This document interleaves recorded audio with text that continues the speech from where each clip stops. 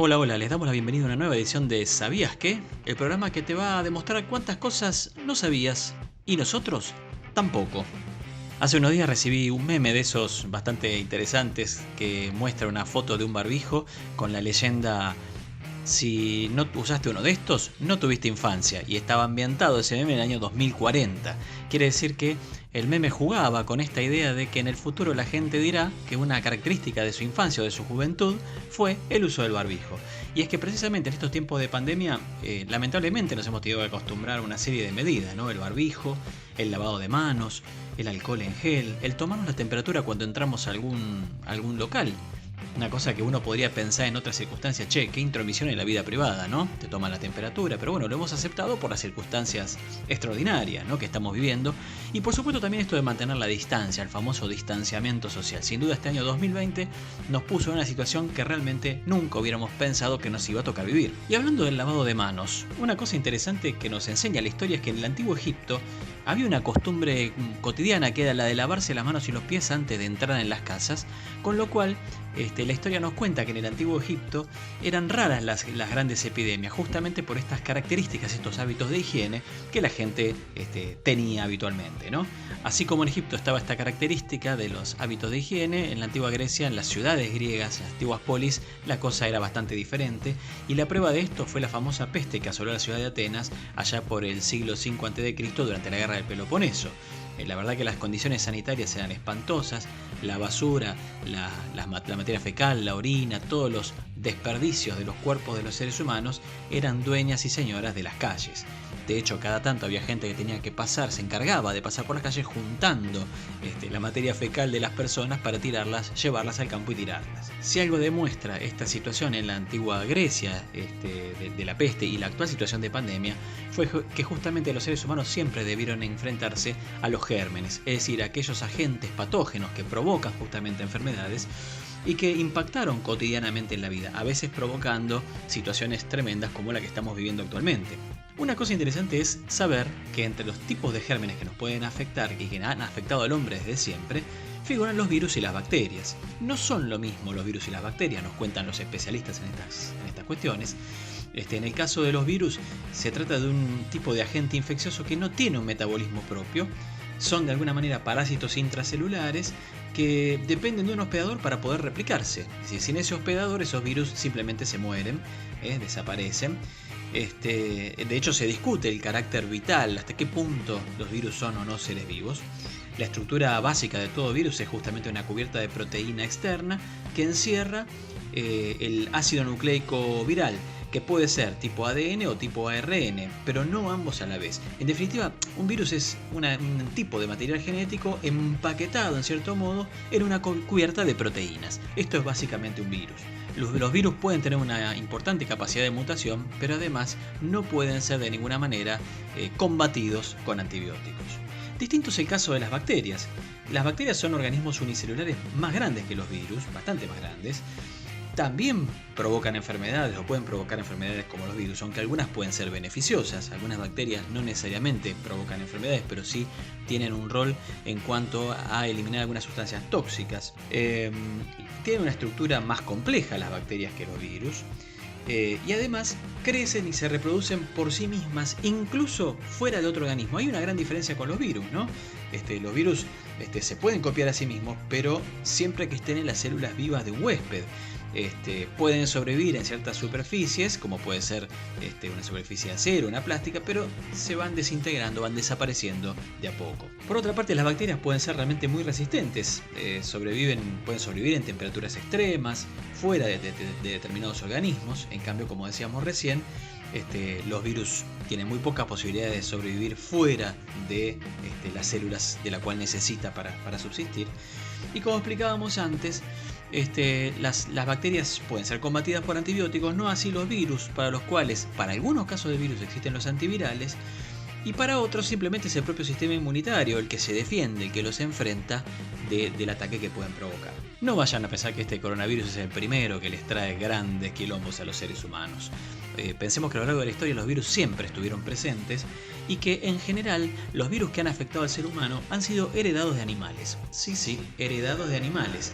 Es decir, muchas de las enfermedades que los seres humanos tenemos nos fueron transmitidas a partir del momento, hace unos 10.000 años, en que los seres humanos comenzaron a convivir con el ganado, es decir, a partir de que el hombre comienza a domesticar los animales y entonces convive con, como decíamos recién, con el ganado, con las aves de corral.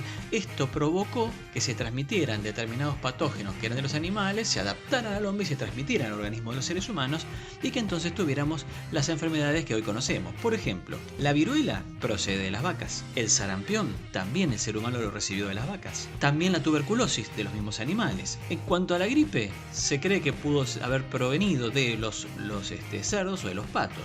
La tosferina también de los cerdos y los patos, y la malaria probablemente de las aves de corral como las gallinas o quizás los patos. En definitiva, hemos recibido este regalito envenenado de la domesticación de animales, las enfermedades que esos seres vivos nos fueron transmitiendo, los virus que ellos nos fueron transmitiendo que provocaban en nosotros determinadas enfermedades. Uno de los virus que provocó innumerables muertes fue el de la viruela. La viruela es una enfermedad que, como decíamos recién, provenía, el patógeno provino probablemente de las vacas, fue transmitido al hombre.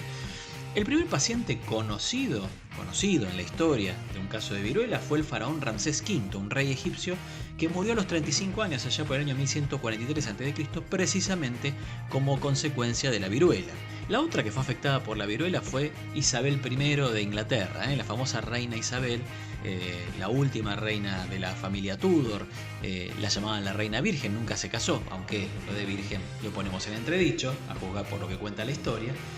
Y una característica que tenía Isabel I era justamente que siempre su tez estaba muy pálida. ¿Por qué? Porque se maquillaba permanentemente y dicen las malas lenguas que esto se debió, una vez más las malas lenguas, que esto se debió a que a los 29 años padeció la viruela. La viruela, entre otras cosas, cuando no te mataba te dejaba importantes marcas en la cara, ¿no? En el cuerpo.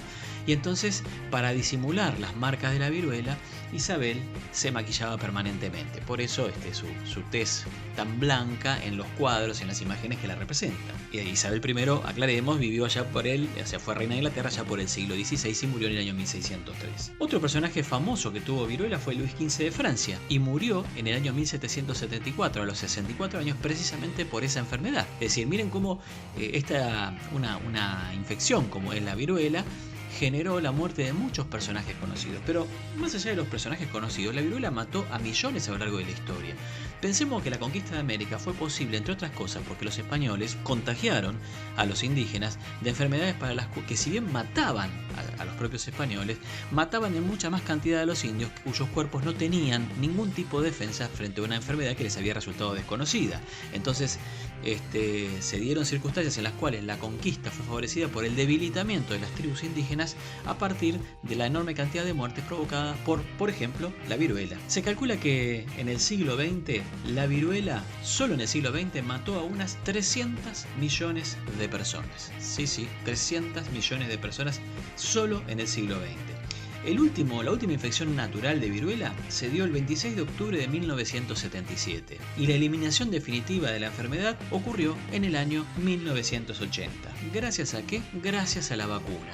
Es interesante tener presente esto porque en tiempos donde hay gente que cuestiona las vacunas, que dice que no, que esto, que me van a enchufar, a veces perdemos de vista que las personas morían de a millones antes de que se inventaran las vacunas, antes de que existiesen las campañas de vacunación. Y hablando de vacunas, ¿saben por qué la palabra vacuna, no? Una de las cosas que se descubrió fue que precisamente la viruela contagiaba menos a las personas que se dedicaban a trabajar con vacas, que las ordeñaban. Y bueno, quien de alguna manera desarrolló un método de vacunación fue un británico, Edward Jenner, allá por fines del siglo XVIII.